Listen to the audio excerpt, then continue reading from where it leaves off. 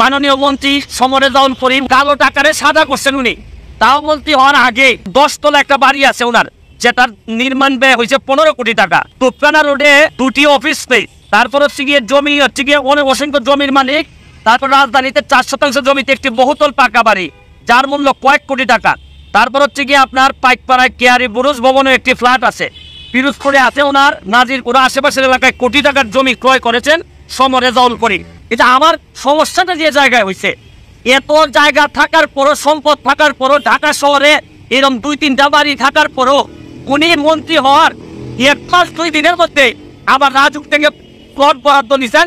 তাও আমার কথা হচ্ছে যে কত টাকা লাগে একটা মানুষের। এই যে মৎস্য ও প্রাণী সম্পদ মন্ত্রণালয়ের তথ্য অনুযায়ী উনার জন্ম কিন্তু হচ্ছে 1962 সালে। 71 সালে যদি মুক্তিযুদ্ধ হয়ে থাকে তাহলে উনার বয়স হয় মাত্র 9 বছর। 9 বছর বয়সে উনি মুক্তিযোদ্ধা কিভাবে হলেন আমার জানা নাই, কারণ আমার মেয়ের বয়স 9। এই মেয়েকে স্কুলে পাঠাইতে গেলে একটা মানুষকে দিয়ে আমার স্কুলে পাঠাইতে হয়, তাহলে আমি কোনোভাবে মিলাইতে পারতেছি না যে 9 বছর বয়সে উনি কিভাবে মুক্তিযোদ্ধা হইলেন। এটা আমার কোনোভাবে মিলতেছে না। ডিজিটাল বাংলাদেশ দরকার, কিন্তু ডিজিটাল ব্যবস্থার অপব্যবহার করে যারা, তাদেরও বিচারের জন্য যদি ব্যবস্থা না হয় সেটাও কিন্তু এক প্রকার দায় মুক্তি তাদের জন্য হয়ে যায়। মাননীয় সদস্য জনাব সৈয়দ সাইদুল হক হবিগঞ্জ 4 একটি সম্পর্ক প্রশ্ন করুন। শুরু করিতেছি মহান আল্লাহর নামে, যিনি পরম করুণাময় এবং অত্যন্ত দয়ালু। মৎস্য ও প্রাণী সম্পদ মন্ত্রী তিনি হচ্ছেন গিয়ে আমাদের মাননীয় মন্ত্রী সমরেজাউল করিম।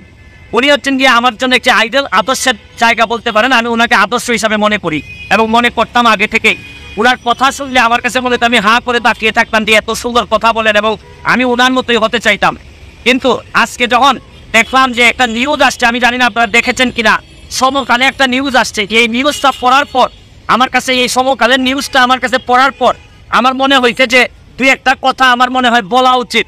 কারণ আমি একটা কথা যে একটা বিশ্বাস করি যে আমি বঙ্গবন্ধুর সৈনিক, যেখানেই দুর্নীতি কোনো গন্ধ পাই, যেখানেই মানে মানুষের টাকা বা মানুষের টাকা নষ্ট হয় এরকম জিনিস পাই, আমি দাঁড়াই যাই, জীবনের যত ঝুঁকি থাকুক না কেন।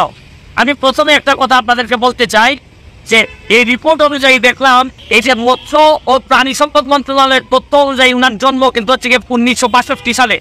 1962 সালে উনার জন্ম হয়ে থাকলে উনি মুক্তিযোদ্ধা হিসাবে দাবি করতেছেন, উনার সার্টিফিকেট আছে মুক্তিযোদ্ধার, এবং উনি 71 সালে যদি মুক্তিযুদ্ধ হয়ে থাকে তাহলে উনার বয়স হয় মাত্র 9 বছর। 9 বছর বয়সে উনি মুক্তিযোদ্ধা কিভাবে হলেন আমার জানা নাই, কারণ আমার মেয়ের বয়স 9।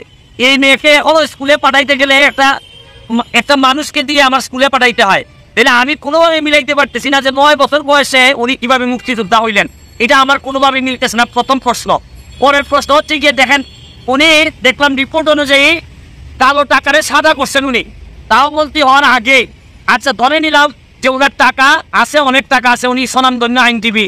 এখন কালো টাকারে যিনি সাদা করেন তার পক্ষে কিন্তু উনার মন্ত্রণালয়ে যত মানুষ দুর্নীতিবাজ আছে, যারা কালো টাকার মালিক, তাদেরকে তো নৈতিকভাবে উনি কোনো কথাই বলতে পারবেন না, কারণ উনি নিজেই তো কালো টাকার মালিক ছিলেন, যেটা উনি সাদা করছেন এই রিপোর্ট অনুযায়ী এখানে স্পষ্ট আছে। এরপরে আমি আপনাদেরকে আরো জিনিস দেখাইতে চাই। আশ্চর্য লাগে যে একটা মানুষ, উনি নিশ্চয়ই আমাদের চেয়ে অনেক ধনী, ওনার সম্পদের হিসাবটা আমি একটু এখান থেকে আপনাদের কাছে পড়তে চাই। যে ওনার হচ্ছে গিয়ে রাজুকের 854 নম্বর দাগে হচ্ছে গিয়ে 10 তলা একটা বাড়ি আছে ওনার, যেটার নির্মাণ ব্যয় হয়েছে 15 কোটি টাকা। তোপখানা রোডে ওনার হচ্ছে গিয়ে 2টি অফিস স্পেস, তারপর হচ্ছে গিয়ে জমি হচ্ছে গিয়ে অনেক অসংখ্য জমির মালিক, তারপর রাজধানীতে 4 শতাংশ জমিতে একটি বহুতল পাকা বাড়ি যার মূল্য কয়েক কোটি টাকা। তারপর হচ্ছে গিয়ে আপনার পাইকপাড়ায় কেয়ারি বুরুজ ভবনে একটি ফ্ল্যাট আছে, পিরোজপুরে আছে ওনার, নাজিরপুরে আশেপাশের এলাকায় কোটি টাকার জমি ক্রয় করেছেন সমরেজাউল করিম। আমার কথা হচ্ছে যে উনি হয়তো অনেক ধনী হইতে পারেন, ওনার এই জায়গা সম্পত্তি থাকতে পারে, এটা আমার সমস্যাটা যে জায়গায় হয়েছে, এত জায়গা থাকার পরও, সম্পদ থাকার পরও, ঢাকা শহরে এরকম 2-3টা বাড়ি থাকার পরও উনি মন্ত্রী হওয়ার 1 মাস 2 দিনের মধ্যে আবার রাজুক থেকে প্লট বরাদ্দ নিছেন। তাও আমার কথা হচ্ছে যে কত টাকা লাগে একটা মানুষের, কত টাকা হইলে মানে এটা তো হচ্ছে এই বরাদ্দ তো নিবে যারা হচ্ছে গিয়ে ধরেন হয়তো বেআইনি উনি কিছু করেন নাই, কিন্তু এত জায়গা সম্পত্তি থাকার পরে একটা মানুষের আবার এই জায়গা নিতে হয়। এই যা আমার কাছে মনে হয়েছে যে এটা কঠিন বাস্তবতা। আমি এই রিপোর্টটা এখনো বিশ্বাস করতে চাই না, কারণ উনি এখনো আমার আইডল। আমি মনে করি উনার যেভাবে উনি কথা বলেন আমি এখনো বিশ্বাস করতে চাই। আমি বিশ্বাস করি উনি এই সমকালের যতগুলা লেখা আসছে এইটার একটা প্রতিবাদ দিবেন অথবা এদের বিরুদ্ধে মামলা করবেন যদি এই কথাগুলো সত্যি হয়ে না থাকে। আর যদি সত্যি হয়ে থাকে তাইলে আর বলার অপেক্ষা রাখে না যে আপনার মতো লোকরাও যদি এই ধরনের বিতর্কিত হন, তাইলে বঙ্গবন্ধু কন্যা কাদেরকে দিয়ে দেশ চালাবেন? সব মানুষ যদি নষ্টের কাতারে চলে যায়, তাহলে বঙ্গবন্ধু কন্যা কাদেরকে দিয়ে দেশ চালাবেন? এত কষ্ট করেন উনি, দিনে রাতে জীবনের ঝুঁকি নিয়ে বাংলাদেশটাকে সামনের দিকে এগিয়ে নিয়ে যাচ্ছেন। আর আমাদের মতো লোকগুলা যদি এইভাবে আমরা বিতর্কিত হয়ে যাই, আমাদের যদি এত সম্পদ দরকার হয়, তাহলে কোনোভাবেই বঙ্গবন্ধু সীমাভাবে আমরা পৌঁছাইতে পারবো না। আমি এখনো বিশ্বাস করি যে উনি প্রতিবাদ দিয়ে মামলা করবেন যদি এগুলো সত্য হয় না থাকে। আর বিশেষ করে মুক্তিযোদ্ধার বিষয়টা উনি যদি প্রকৃত অর্থে হয় উনি মুক্তিযোদ্ধা হিসেবে সঠিক কিনা উনি প্রমাণ করবেন, নাইলে ওনার জন্মসাল ঠিক কিনা এটা ওনাকেই প্রমাণ করতে হবে। আর নাইলে মুক্তিযোদ্ধা এবং মুক্তিযোদ্ধাদের মতো এইরকম একটি সম্মানিত জিনিস নিয়ে উনি যদি কোনো কিছু করে থাকেন, এটা আমাদের জন্য চরম দুর্ভাগ্য হবে। আজকের মতো বিদায় নিচ্ছি, ভালো থাকবেন। যতদিন বেঁচে আছি প্রতিবাদ করার মধ্যে দিয়ে যাইতে চাই, আর মরে গেলে তো আপনাদের কাছে শুধু দোয়া চাই। ধন্যবাদ মাননীয় সদস্য, মাননীয় মন্ত্রী।